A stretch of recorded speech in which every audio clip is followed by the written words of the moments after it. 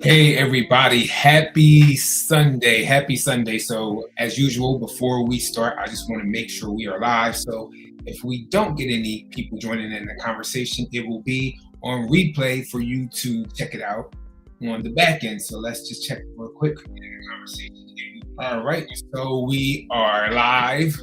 Again, happy Sunday to everybody who's joining. Um, and we're just going to have a great discussion as 2025 comes to an end and we go into 2026 in regards to if you are trying to sell or buy any real estate, what you should be looking for in a realtor or a real estate agent in your city, state, county, whatever, however you guys classify those different type of things. And before we jump into it, we are going to read an article in regards to Zillow's prediction in 2026 as well. And so if you're new to the channel, don't forget to subscribe, like, share the video to somebody that you feel might need this information. And we will jump right into it. My dad is here. Hey, what's going on, Dad? And so we're going to jump into the Zillow article, and then we'll jump into what I kind of do when I'm helping a seller or a buyer. And this is what you should be looking for in your real estate agent as well going forward. Make sure they are doing the necessary work to help you strategically buy or sell in the 2026 market, because as we saw in the 2025 market, things were a little volatile per se, uncertainty, right? Because the economy, prices, depending on where you're located, either stay flat, started dipping a little bit, or you might have seen a slight increase depending on where you're at in the country. So let's first look at this Zillow article and see what they're talking about before we get into what you should be looking for an agent in 2026. If you guys have any questions, let me know. Like I said, we are going to go through how I kind of do what I kind of do when I'm working with a client, whether they're buying or selling the house. And this is what you guys should be kind of looking at with your agent. So before we jump into that, it says Zillow's 2026 housing market predictions. As you guys know, we have been talking about these predictions over and over and over again, but we're going to do one more deep dive into it based off of what Zillow is saying. And they said they're first starting about as far as home values will rise modestly. That's what they're saying. It says U.S. home values are forecasted to grow 1.2% in 2026 after national values were roughly flat in 2025. It says next year's forecast reflects expectations of gradually improving affordability and steady buyer demand. So let's see, and then, sorry guys. So in regards to the home values, Zillow is predicting that they will see a growth in 2026 of at least 1%, 1.2%. It says fewer owners will be underwater as prices firm up. With home values expected to rise in most major markets, fewer homeowners will see their estimate fall below what they paid for their home. So if you guys don't know, recently on Zillow, if you've been looking at the Zillow, people have been saying, oh, why is my estimate lower? When I put my house on the market, my estimate is lower, or when it's off market, it used to be high, it's higher, and now it's lower. So they're saying that Zillow predicts next year that when you go to look at your house through Zillow, your estimate could possibly be higher than where you've seen it prior.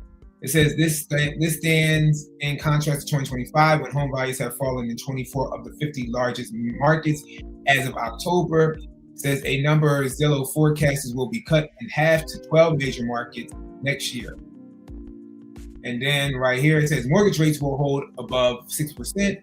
Even with experts foreseeing mortgage rates a year out, it is about as difficult as predicting next year's weather forecast. However, mortgage rates are shaped in part by inflation, and Zillow's has been accurately predicting shelter inflation, which makes up 40% of the consumer price index. So they are saying that mortgage rates will stay around 6%, which that's where they were hovering at. So I don't think it takes a rocket science to kind of see where that's going to be at next year.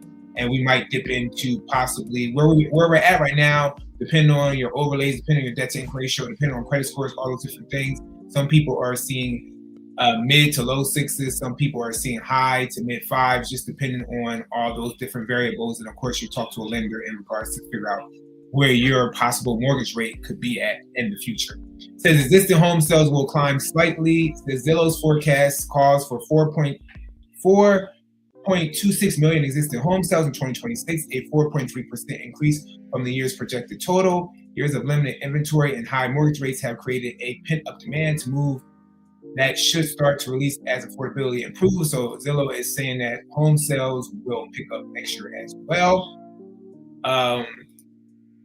And then in regards to new construction will see its weakest year since before the pandemic. All right, let's see. Hey, what's going on, Corey? How you doing? How are you? I'm pretty good. I'm hanging in there.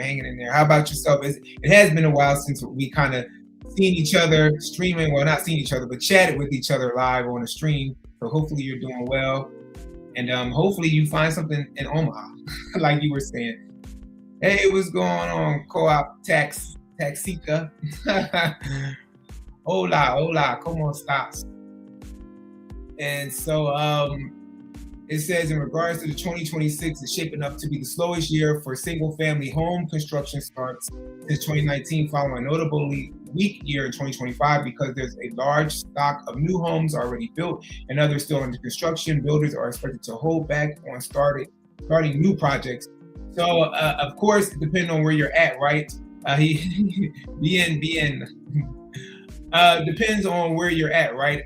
Again, if you're in the Sun Belt type of area, which is Georgia, Texas, Florida, different places, and then if you go a little bit west as well, depending on where you're at, you're kind of seeing more building being new constructions being built out. So that is basically, I don't want to say weakening the prices, because still in the Metro Atlanta area, you still see people overpricing their homes.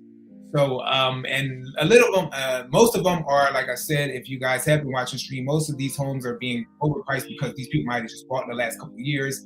Something might have happened tragically within their household.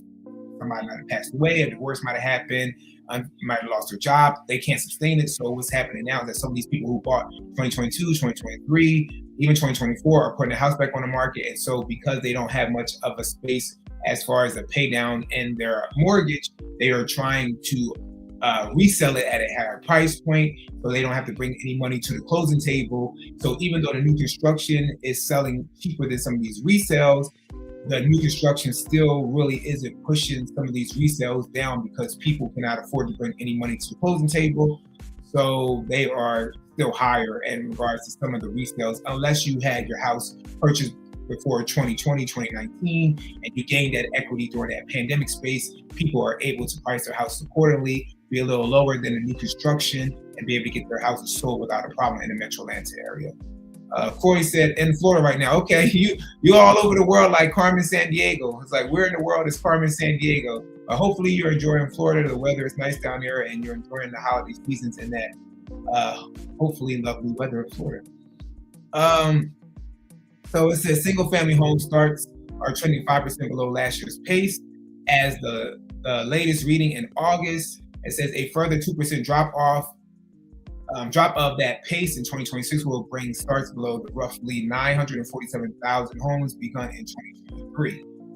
So they're at this point now, if you guys know, that they are going to slow down that new construction building, because new construction, they are, fortunately and unfortunately, they are seeing more of those homes kind of sit, even though they're offering incentives in regards to buy downs for your rates, for your mortgage rates, in regards to incentives when it comes to closing costs, those concessions, maybe a year of HOA fees paid, every different thing, throwing in a refrigerator, actually finishing out the basement, because typically in Georgia, they don't finish out the basements. If they build a house with a basement, they typically frame it. They don't really finish it out with drywall. So some of these new constructions are finishing it out. Like I said, when you buy a house, new construction as well, it doesn't typically come with a refrigerator. Some of these new constructions are throwing in a refrigerator as well, because they're trying to get these homes sold. And we have a lot more popping up on the market because there are a ton of new construction being built. It says apartment renters will see relief. Oh, well, we're going to see, because they've been talking about the rent price is decreasing, but I see them softening in single family homes. But as far as apartment multi-units, I don't see much of it. Yes, they're giving those, those little incentives, like if you come in now, you get a month free or get a discount if you bring a person in, and this and this. In 1 year free if possible, going in the raffle, but I don't see much of rents coming down. So we say he's have seen rents coming down. Okay, so you've seen rents coming down in Denver. Yeah, when it comes to the multi-unit in Georgia, I haven't really seen it coming down. I don't want to say that much. Yeah, it might have softened about $20, $50, but like an extreme really come down to me is like $100 or more. I have seen it come down in regards to single family homes that investors have, typical maybe institutional investors have, hedge funds, different things like that. But when it comes to like the multi-unit, those big apartment complexes, I haven't really seen much of a dip. I've actually been seeing what they've been doing with with the rent and those buildings. They actually been, like I said, been offering incentives as well. First month rent free, 2 month rent free, a year rent free, different little things like that. Bring a friend in, get $700, bring this in. So many different things that they're trying to do to get people in these apartments. And also what they're doing as well, they're making you sign longer lease. So it's like, okay, yeah, you'll get 2 months rent free, but instead of signing a 12-month lease, you sign a 15-month lease. So they're like, it's almost like they get you on the back end. So they're saying that the rents will come down in regards to, it says, improving in most of the country after a year in which 37 of the 50 biggest markets saw incomes grow faster than rents. They keep talking about people's income growing. I need to see some more data in regards to the income, because if you guys don't know, and I've said this plenty of times on this live, I have several friends who have lost their jobs. I have several friends who haven't had a job in the last 2 years. I've even had siblings that don't have no job as well. So I don't know how people's income, well, maybe the people that are currently working, they're getting blessed with added more income. But I know the people my friends around me who did lose their jobs and that did go back and get another job, they had to take less than what they were making before, but they had to go back into the job because they needed to make sure they could afford their rents and mortgages or whatever. So I don't know where the raises are coming from. I would like to see those raises on paper. Please, somebody send me over the notification in the emails where the raises are growing faster than the rents and the mortgages in America. I know they said rents in this sentence, but I'm gonna put mortgages in as well. MHOA says, saw one today, no deposit, no application fee. Okay, see, so they're offering those incentives, no deposit, no application fee. These are different incentives that they're asking, or they're asking, I don't want to say asking for, but they're giving to people to make them kind of move in. He said no raise this year. Yeah, I don't see a lot of raises even in the state of, like in Metro Atlanta and Georgia, the Atlanta public school system, where they typically was hired, they needed like a lot of substitute teachers and all those things. I had a person that I know told me that they actually put a freeze on substitute teachers. So if you're trying to be a teacher right now, they actually have more substitutes than they have positions available for teaching. So that also shows me in a career field where we've been seeing a lot of people screaming for teacher positions, even though the school system itself needs teachers. And maybe some of the teachers decide they don't want to be a full-time teacher, so they're just substituting it, and they can kind of supplement their income that way as well, so they don't feel locked in. But because of that, there are actually more substitute teachers than positions available, even though people need to be an actual teacher, but nobody wants to be a teacher no more education, unfortunately. But it's very interesting. There's a lot going on, especially in Metro Atlanta area, and I'm pretty sure if I was to talk to other people in different areas, just like you said, co-op, taxita, just like you said in regards to like Denver and different things. So I'm pretty sure if I started talking around some more in different parts of the country, we would have the similar sentiments. It's talking about the lifestyle of the renter will emerge as a force. It says for growing share of Americans, renting is a deliberate choice that supports mobility, reduces home maintenance burdens, and better fits the way they want to live. Yes, we have seen that some people that have bought some houses within the last couple of years, maybe older millennials, like reached their 40s, late 30s, because as they said, the median home buyers around that age range now, they were the one. Oh, he says just co-taxita. Okay, sorry. I was thinking of last time you said co-op, so I keep saying co-op. So co-taxita. So Yeah, so I know a lot of people that bought within the last couple of years, when they were transitioning from renting into being a homeowner, they didn't realize the how much it took to be one, the home maintenance of it all, the cost of it all. Because nowadays, if you bought a house back in the day, let's say in the 1990s, early 2000s, if you had to replace certain things, it might not be as expensive. But nowadays, to replace the HVAC system or replace a water heater, all these different things to get your roof replaced, that home maintenance has to be taken care of. It's very expensive, and people don't realize that those expenses add up outside of the mortgage. And then if you bought a new construction, then the following year your taxes going up. If you got into a new construction with a buy down, which is almost similar to an adjustable mortgage rate, you're basically going from, let's say, 1.99%, and then the next year 2.99%, with your property taxes rising on that new construction, because now they're assessing the structure, not the land no more. So you have the taxes rising, you have the buy down increases as well. So you're at a different rate, from a 1.99% possibly to a 2.99%. Then you have home maintenance taking place as well.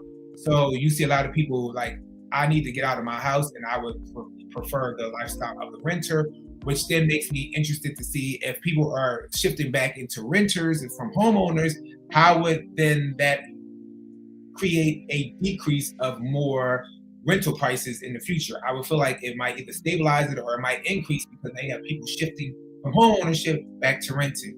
And I've seen a lot of that trend happening on TikTok. So I don't know if you guys seen that as well, but that has been going on. I don't know about the kid influencers, so we're gonna leave that alone. They're talking about inflation, savvy home features are becoming mainstream.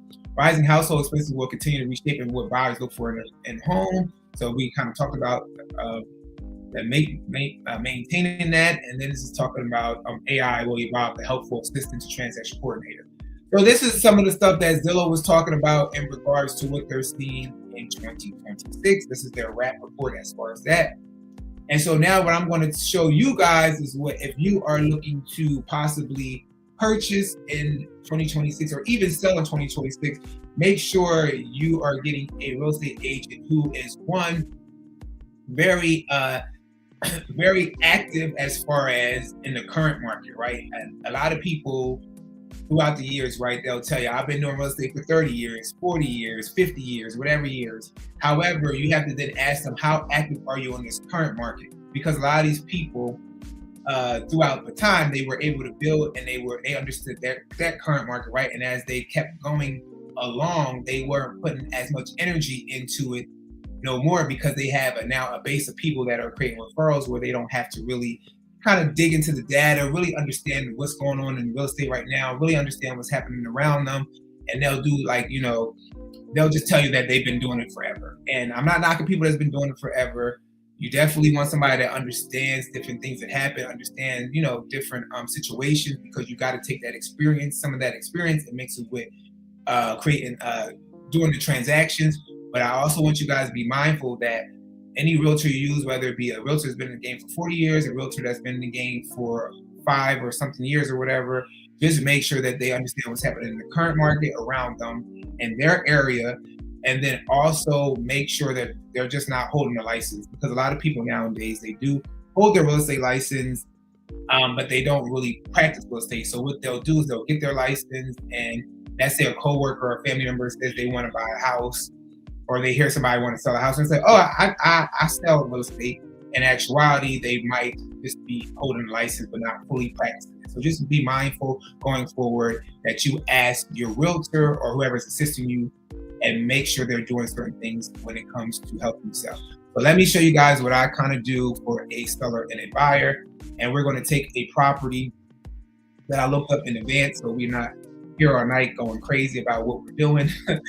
So I looked up this property, and the only reason why I looked up this property because it's currently active. This is unfortunately a property that I showed last time on one of our lives in regards to foreclosures, that Freddie Mac has this property. However, I feel like this might be a better property to kind of dig into a little bit, because we do know that the secondary market is holding this property. So it's not really digging into anybody's personal information outside of the federal government per se. So right here we have this property. So we're going to go up here first. So this property is currently listed on the market. They have it listed for $4,696,900. is in the Metro Atlanta area. Let's scroll down here. So what we're going to do first is we're going to scroll all the way down to the bottom, because this is what most people are doing nowadays, right? You're scrolling all the way down to the bottom. You're like, okay, what did this person buy it for prior to them selling it? And again, if you're just jumping on now, this property was foreclosed on, and I'll tell you where that kind of happened at, and we'll dig into the back part so you can kind of see that foreclosure as well. All right, so when Pluto, which is the home builder, decided to Pulte Home, decided to build this home, they had it listed as possibly around this price point, and then once it hit the market, they decided to change to $599,000, close to $600,000. Mind you, this is a townhome in the Metro Atlanta area, so that's why when I tell people it's pricey to live in the Metro Atlanta area compared to what people are making wage-wise, I don't know how people are affording it. Needless to say, it went pending. It sold right here in June of 2023 for $59980, and then right here you see where it says 3/5/2025 sold for $551.81. So I don't know why they have this there, but basically this right here, this number was the mortgage in which the person, when they bought it for the $559, this is where their mortgage landed at. So I'll show you that real quick, because I was like, why are they showing where this person's mortgage kind of started at after they put their, their down payment and everything down there? Was kind of weird that they're showing that on below. But that's what that number is, and it could be different for everybody else. But let me hold on real quick, because I don't want people to be seeing this guy's information.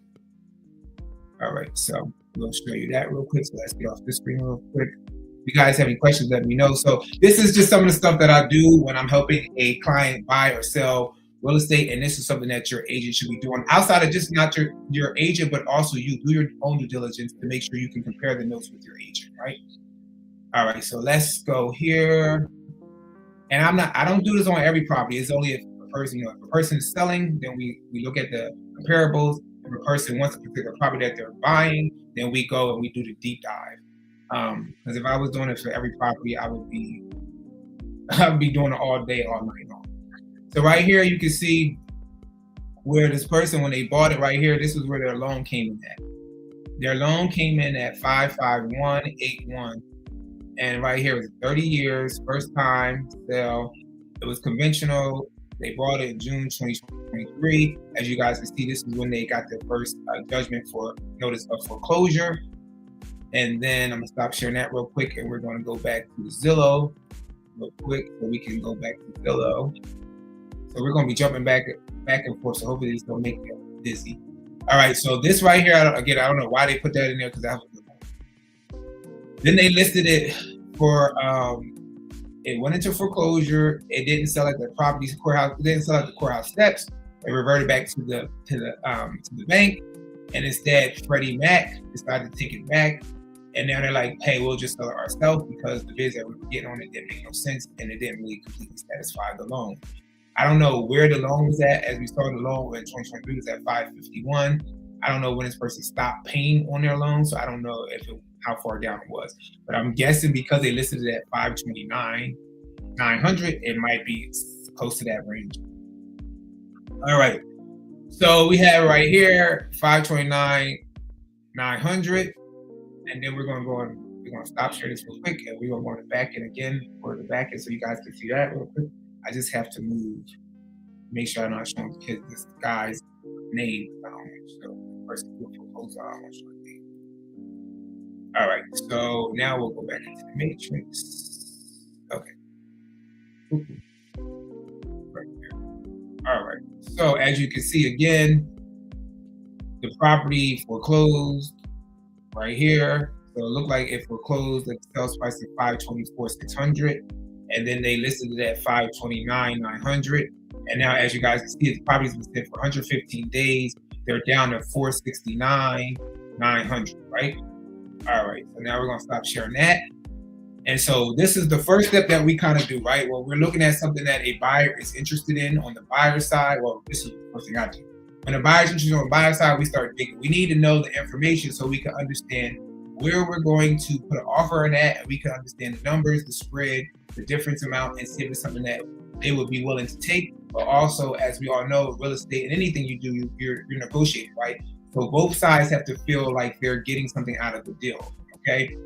So we want to make sure too, in a declining market, which is the Metro Atlanta market right now, as far as prices softening, that we don't buy at the market at where it's listed at market price. We want to buy under it because we don't know when it's going to finally go flat as far as where the prices are going to stop.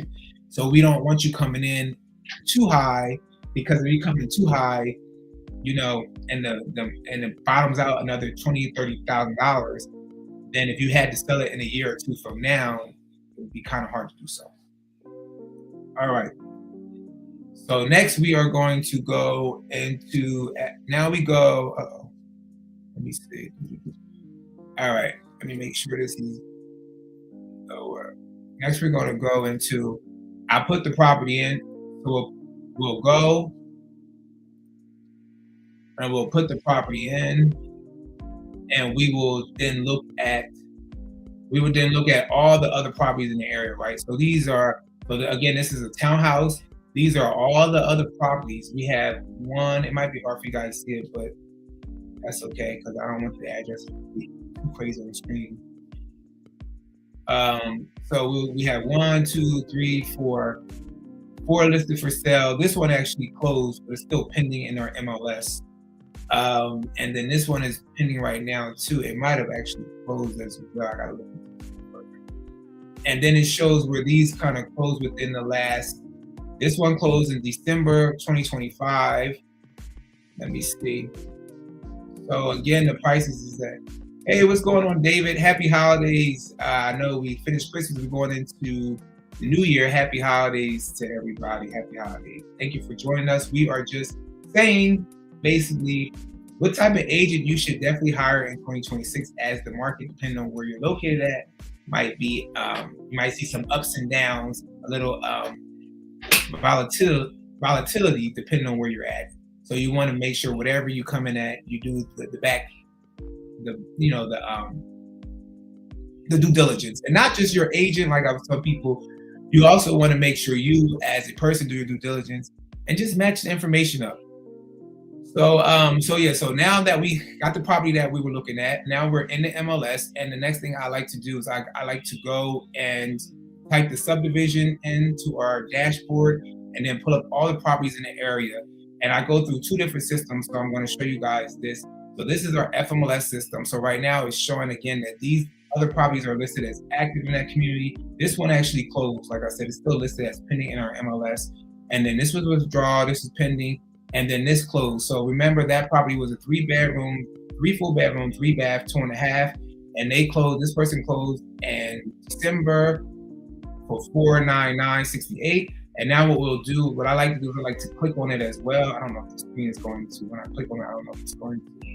Oh crap. Okay, sorry guys. Let me go back here real quick. I don't know if you guys can see this, but can you see me? Let me make sure you can see me on the screen while I'm doing this. This is what happens, unfortunately, sometimes with this MLS. Okay, you can see it there. All right, so I'm going to go back in the system, put the subdivision back in. All right, so now we're going to go with close right here. So this one closed, like I said, it closed in December for $499. We're going to click on it, and we're going to go and we're going to see how much they got. So it was listed at $514. I don't know if you guys can see that. It was listed at $514. They closed at $499, and they got closing costs, which is the CC here. They got $16,999 in closing costs, which means that they really closed that. Let's do the numbers as far as, because they got that extra in the closing. Well, not what they really closed that, but they got extra money in the closing costs. So instead of, if the person didn't, let's say the person didn't want the closing costs, they possibly could have got maybe about $17,000 off this $499 as well. So $499, 16. Sorry, I'm doing the math. You guys bear with me. So basically, a $482, $685 was around that number where it possibly would close out at if the person didn't ask for closing costs, or maybe they could have went a little lower and squeezed out, $10,000 in closing costs. Not sure. So we kind of do that. We go on there, we look around, we see what's going on. So again, as we saw this property that we're looking at right now, if you guys are just joining us, it is a similar comparable to what we just saw for that close $499, and this is the same thing. It's a townhouse, and it's $469. They took it down $20,000. They had it listed at $529, It says 3 bedrooms, but if you go right here on Zillow, it'll tell you the full breakdown. It's a 3 full bath, 2.5 bath, 1,900 square feet. So you can kind of see that breakdown. And then we're going to now. So now we went in the FMLS. So this is what I do first. I go into FMLS. I look at it that way. And then we have another thing called a GMLS. So now I'm going to go in GMLS. Let me make sure, because when you are logged out of these systems for a while, they don't what you call it. But what we're going to do is we'll just show you I'll just show you the comparables, and then we'll just do that or whatever instead of clicking on everything. So we'll go into GMLS, and this is our other MLS, because some realtors in our area, they don't put everything in the FMLS.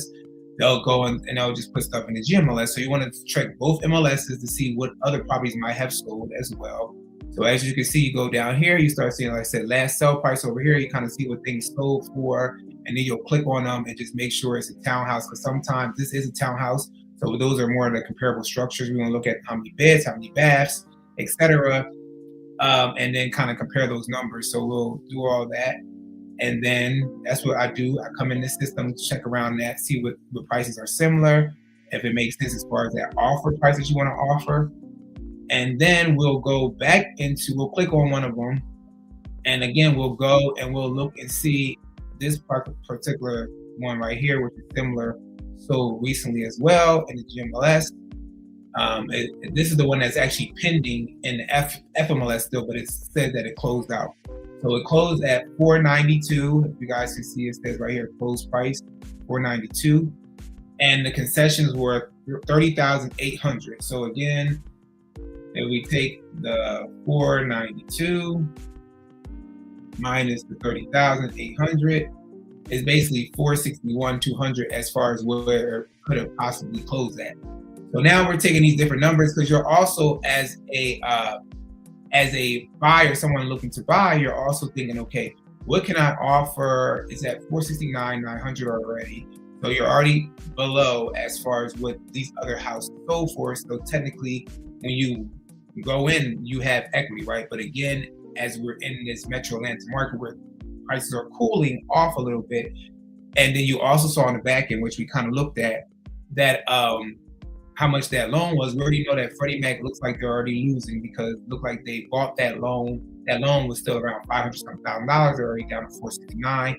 So we know they're already kind of upside down, right, for that particular property and what they're trying to get back for it. All right, let me see. Croy said, Clark, is MLS more accurate than Zillow? Yes, our MLS is more accurate than Zillow. So I always tell people, make sure your realtor is looking in the MLS, because our MLS is more accurate than Zillow, because Zillow actually takes our data from our MLS and it shows it to you guys as consumers.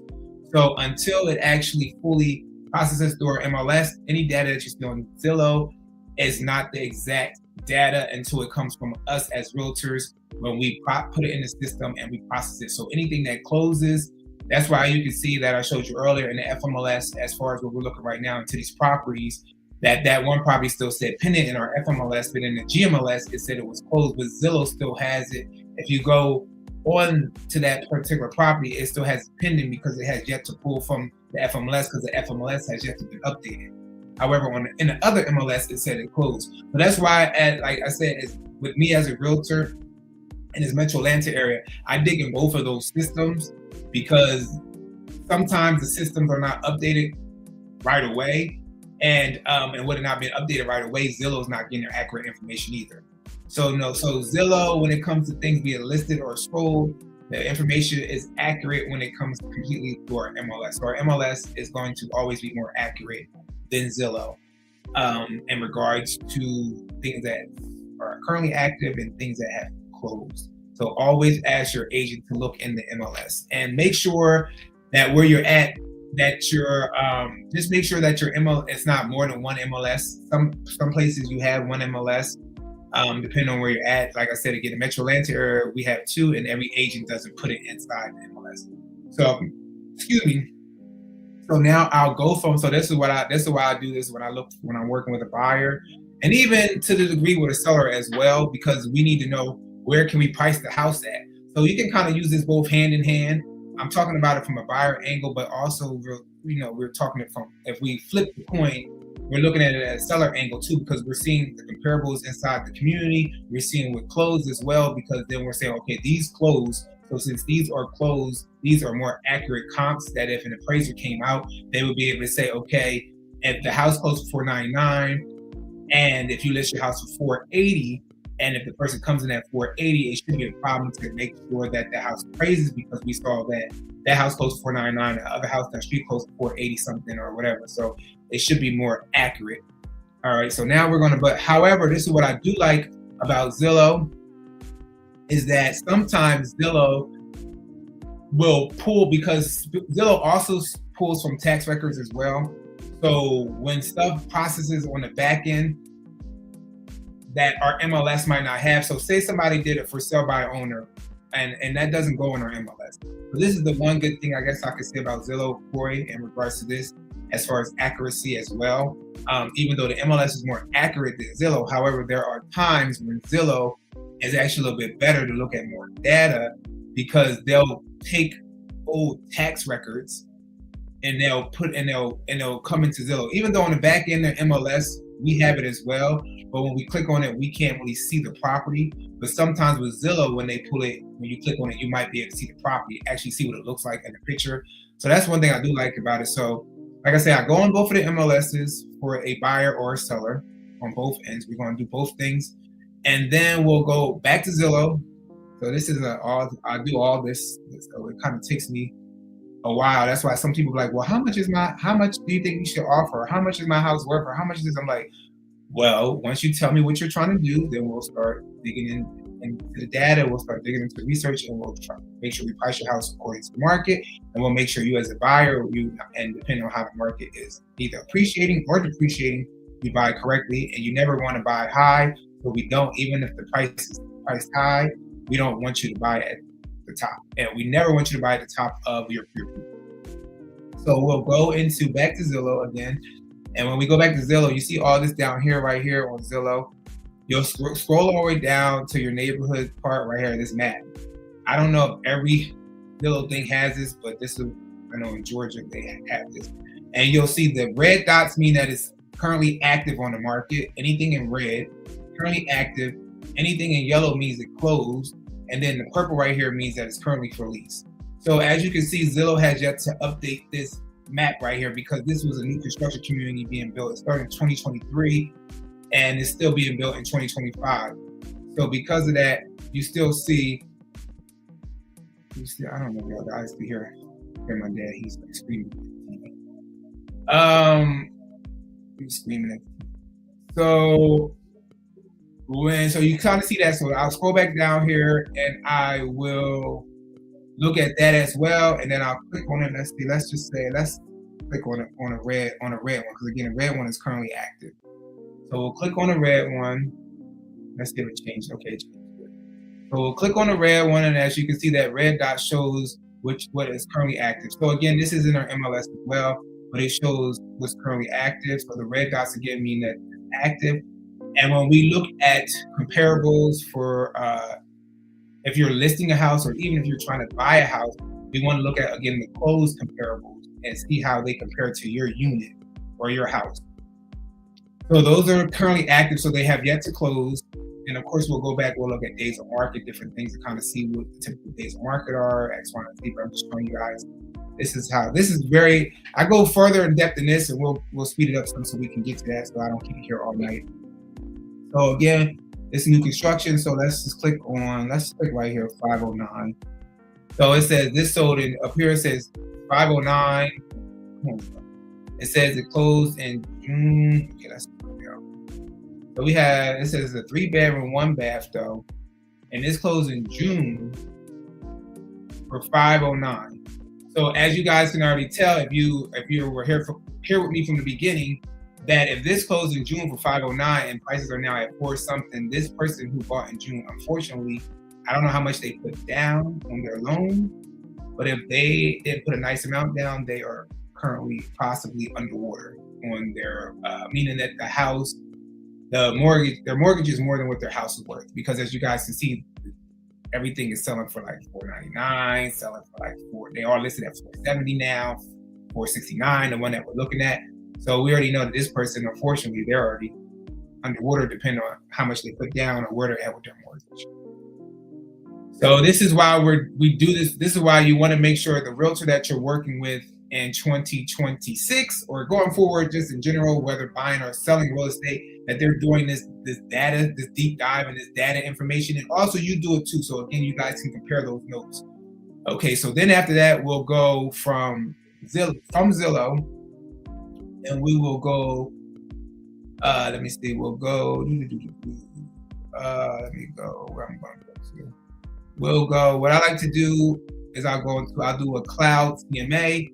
So this is another way of looking again to see the data. Let me make sure this thing, because sometimes this stuff will what you call out. Okay. So there's another way. So we'll put test right here. We'll just put test. Let me test this address real quick. Let me put test. So again, this is another tool that we use as two. Some agents use it, some don't. We'll click residential because it's residential. We'll say, because again, it's a townhouse. Even though you do this, sometimes it still gives you more. We'll say get at least 10 listings, go back. Let's go back 6 months. Let's not even do a year, because the market is ever changing. We really could go back 3 months, depending on how much data is changing in the area. So, and then we'll go here. So I jump from different systems to systems, because I got to make sure I find anything that might pop up, because every system might not have different systems might have different things. Again, it might be off-market deals happening on the back end. It might be a probate deal, it might be a foreclosure deal, it might be a divorce deal. I don't know what deals are happening. I don't know what prices are selling. So I need to go through every system before we come out with a number.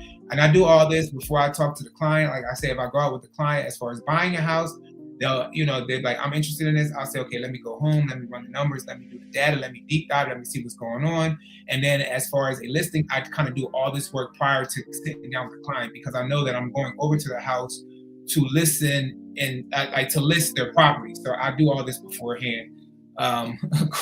Corey said, wow, way too much. Yeah, I do a lot. And every agent is different. I don't know what other agents do. I just know that I deep dive really a lot, especially for both sides, for the sellers and for the buyers. Typically for my sellers, what we do, like I said, I do all this beforehand, take them all the information over, we look through it together, we have conversations in regards to that. They figure out what makes sense to them, where they want to kind of price their house at. And then I'll constantly, every week, I'll keep them updated, because if another house pops up in the subdivision, we need to know, where did that house pop up at? How does it compare to your house? If it goes under contract before your house that might be still sitting, you need to understand why is it going under contract. It's because, I had one house that we were selling in Marietta, and we were sitting on the market, and what happened is that around the corner, it was a house that came on the market, that was listed on the market when we listed the house.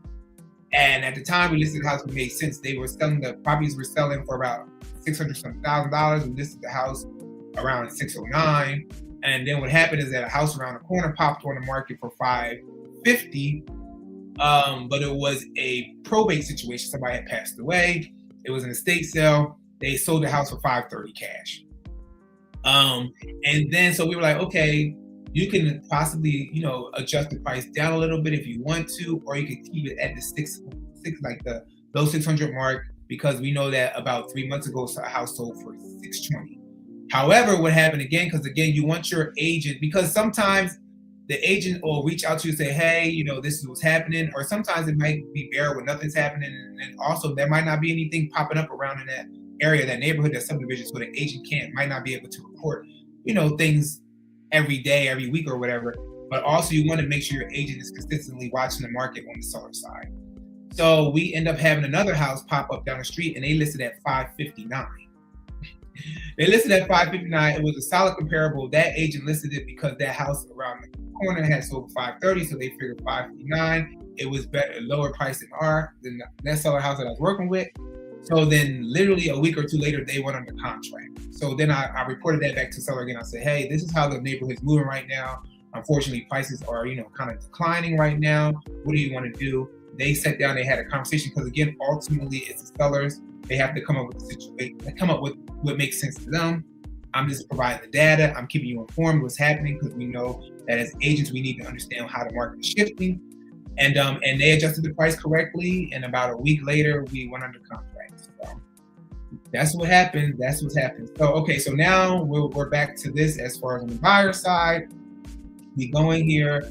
We see these other ones. So the green, again, it means that these are active houses right here. They pull up a couple within the last 6 months. These are the ones that closed. I don't know if you can see it, but it says closed on here. It might be hard to see. It says close, close, close. So again, we'll look at these numbers again. But these, well, that person might not be underwater yet, because these right here actually closed. So see, this is how we spotted this right here, that these closed for 519, 514. So that person might not be underwater, that one that we just saw, because we see that these two closed in the fives. So even though these two closed too high, and this one is pending, this hasn't closed yet, this hasn't closed yet, but these are currently active. And look, all the ones that are active are under 500,000. Well, this one right is 585, and there's the reason why this one is that, because I looked at the back end for this one. This person actually bought it last year at five something. So there again, this is a resale. They're trying to get out the house, and they can't bring no money. They don't want to bring the money, obviously, prior to the closing table. Hey, what's going on, Lang? What's going on? Good evening. Good evening. All right, so after we do that, I don't know if you guys can see those numbers. Sorry about that. Let me put it a little bigger, so you can see those numbers real quick. So these are the numbers right here.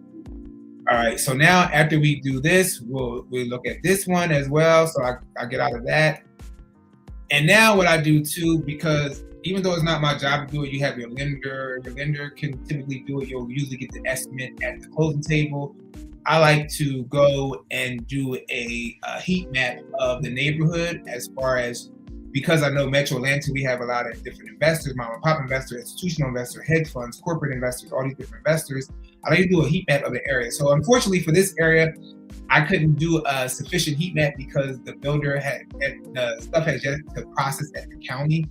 But what we're gonna do is, instead, what I decided to do is, I was like, well, since we can't really do a full heat map in regards to this area, since I want to focus everything in this area, we are just going to look into the property taxes in totality. And again, this is me just doing extra as an agent. So typically, this data pulls into the MLS. Some of it is not always accurate when it pulls, so I do always like to go on the back end too, to make sure we can get similar numbers and see where it kind of falls at. But typically it pulls from the so with this house, right here, this is a house inside the same neighborhood. And what we're going to do now is we're going to click right here on these assessments, and it says 2025 assessment, 2024 assessment, because we want to see how much could your property taxes possibly be. Again, I'm just a realtor. I'm not the lender or the financier or whatever. These are the title people, X, Y, Z, tax assessor. But this will all make sense per se as you go on. And then when you get that, when you get to your closing disclosure statement or your ALTA, the settlement statement, you can kind of see the numbers. And you can compare it on the back end, like, well, why my taxes look like this, or why does this look like this? Because me as a realtor, I'm doing all this for you on the back end, and I'm telling you what I'm doing, and I'm showing you the information so that you can understand. All right, so now we're going to click out of this, and we're going to show first. I'm going to show y'all first what the property looked like in regards to before the person bought it. So this right here is before the person bought it. You see how much these taxes are? So these taxes are based off of the builder. It's $8,920 something. So if you go up here, it has like the builder owned it right here. And then you scroll down, and then you see what all the taxes are, how much the taxes are for the year. And I always tell people that the school tax takes most of your taxes money. Look, $4,469. Over here, Atlanta school operations. So the Atlanta public school system is taking all your property taxes. But typically every county, every school takes your taxes, about 50 to 60%. And then right at the time, because this was not a homeowner at the time, there was no homestead exemption. So right here in the state of Georgia, we have homestead exemptions. Some states don't have homestead exemptions, like take for instance New Jersey, they don't have homestead exemptions. All right, so now we're going to exit out of this one. So that's what it was prior to a person living there. And the reason why I do this now, like I told you guys, I couldn't do a heat map on this neighborhood because they have yet to give all the data. But I do this because I want to know, as a buyer, if you're buying in this community, how many, again, investors are in this community. Because what happens is that if all these investors decide to sell tomorrow and they bring the price down, if you buy a house for $500,000 and investors sell their houses for $400,000, you're literally stripped of your equity, just like that. Right? We can't determine what will happen after you move in, but we need to see where is that prior to you moving in. So that's why I do all this in the back end as far as for people. And of anybody that has worked with me, you know, if they're watching this on a replay or even if they're watching this live right now, hopefully they can attest that we go through all this, that I end up doing all this for them. All right, so let's go. Let me see. I meant to do this before I came on it down.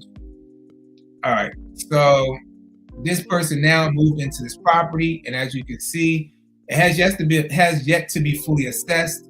But now you can see that they have a homestead occupied. So this is a homeowner occupier, because in the state of Georgia, you can only get a homestead if you're occupying said property. So I know that this person in this community is a homeowner. And again, I would go typically through a whole community, do a heat map, pull up investors, home occupiers, because I just want to know the way our market's moving now. I just want to make sure the person who's buying the property, they're not going into a subdivision or a neighborhood full of investors. And again, like I said, I cannot predict what happens after you move in, but we just want to set you up for success prior to you moving in if you're buying the property. All right. So we do that. We look at the taxes. We look at the comparables for the buyers and the sellers. We do the same thing in regards to that. And that's basically just the gist of some of what I do and what you guys should be looking for when you're talking to a realtor in 2026. Make sure they're deep diving. Make sure they're understanding what's happening in the market. Make sure they're keeping you consistently updated. And also, when you sit down and talk to a realtor, like I always like to do is I ask people, well, what's making you want to buy or what's making you want to sell? Because it's always great to figure out what your why is, because if your why is just to put up on the market just to see what you're going to get for it, I'm not going to be the realtor to help you with that, because that makes me believe that you might just want to play, the real estate monopoly game. I don't know what you want to play, but unfortunately, because I put so much effort and so much time into what I do as a real estate agent, and I really take my job seriously, I don't want to play games with people who just want to play monopoly. So I will not be the realtor for you. So I always like to ask you, what is making you sell, and make sure you have a strong why that's making you want to sell or buy a property. Because if it's just like, I just want to play around, I just want to see, I will tell you that I'm sorry I can't, be the realtor for you, but I definitely can help you find another realtor if you need me. But I can't be the one for you. Sorry. Hey, what's going on, Donna? Thanks for joining us. So that is basically everything that we kind of, I'll say I do, as far as real estate. And I do more than just what I showed you guys. But again, if I was to sit here and break everything down, it would be like a 2-hour process. So, because I dig, I search, I just want to make sure we kind of find everything. So we can kind of know stuff and estimate things. And of course, it might not be completely accurate, but we want to create estimates around where we could possibly be at, right?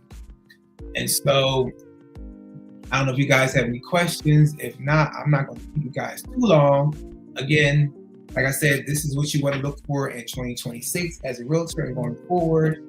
Definitely want to make sure you connect yourself with a local realtor who is currently active in the business. Hey, what's going on, Lauren? Well, this is one of my fellow colleagues in the Metro Atlanta area, wonderful realtor as well.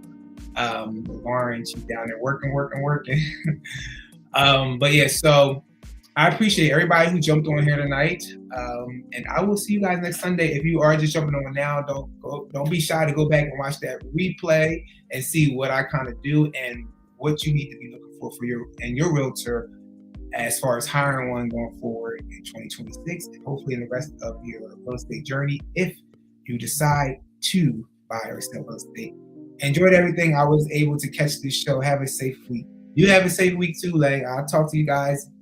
And hopefully, if you guys jump on Wednesday, we might be back on here Wednesday, 6:30 p.m. Eastern Time. If not, I will see you guys next Sunday, 7 p.m. Eastern Time. Take care and have a wonderful New Year's. If I don't see you Wednesday, I think Wednesday is New Year's Eve. If I don't see you Wednesday, have a wonderful, safe New Year's Eve into New Year's.